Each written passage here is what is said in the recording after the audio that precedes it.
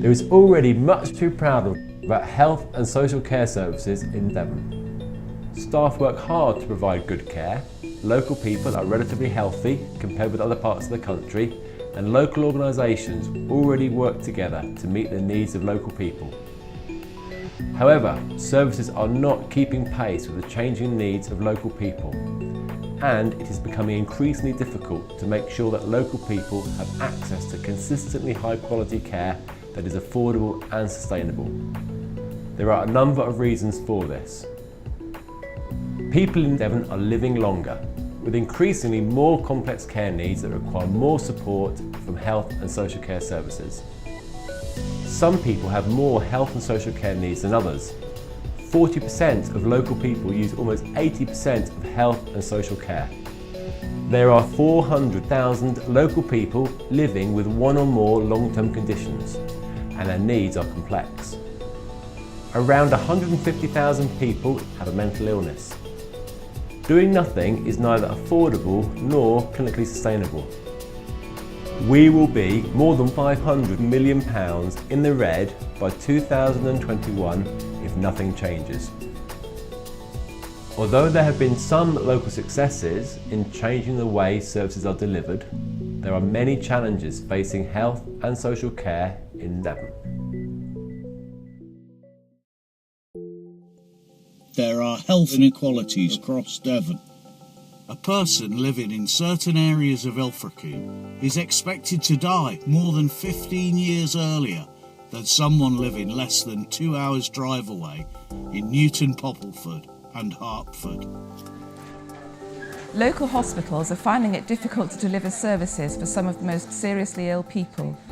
These include stroke, maternity, A&E and children's services. Less money is spent on health and social care in the most deprived areas. Over 10% less is spent on healthcare for each person in West Devon compared to North and East Devon, even when age and deprivation is taken into account. There are too many people in hospital beds who don't need to be there. The longer people stay in hospital, the more likely they are to get complications. It is also expensive to keep someone in hospital when they don't need to be there. The main reasons for delay are people waiting for health or social care in the community. Care needs to be more person-centred and coordinated, especially for people with more than one long-term condition. People do not get enough support to be independent and are going into hospital when this could be prevented. This is particularly important for end-of-life care, where most people would prefer to die at home, but only a quarter are able to do so. This is also true for children. There are high levels of demand for child and adolescent mental health services, and there are still far too many children in care or in highly specialist placements, often many miles from home. Services could be run more efficiently across Devon.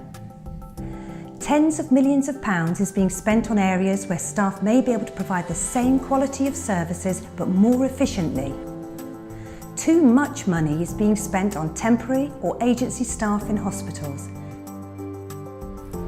Around 95,000 people with a long-term condition also have a mental illness.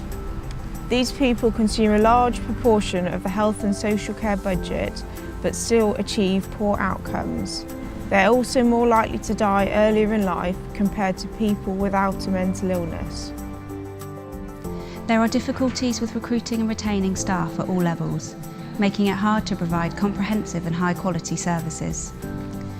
Many staff are due to retire in the next 10 years, and local organisations already have high levels of vacancies and staff turnover in many areas.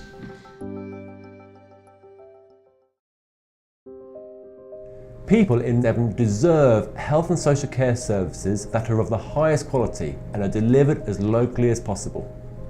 Local people should be supported to take responsibility for their own health as much as possible. If people do become ill, they should sit at the heart of a proactive, person-centred care system. Achieving this kind of transformation with the funding that is available is not an easy task. But by working together, the NHS and social services with other public, private and voluntary sector providers of care can get the best possible outcomes for local people.